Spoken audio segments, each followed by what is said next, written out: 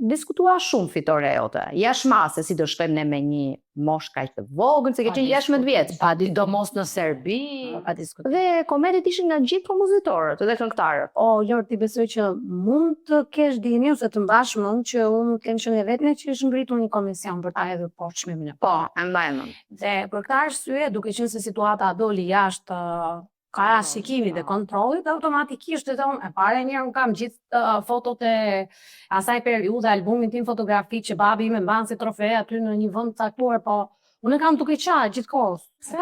Po kam qenë shumë Ka qenë shumë ta marrim hap mbas hapi.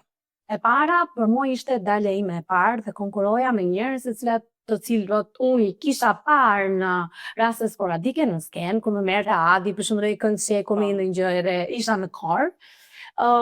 Dhe të shija dhe të garoja, jo të shija në afër, po të garoja me emra që kishin kontribuar në historinë e muzikës shqiptare, për mua ishte një fitore tashmë në xhep.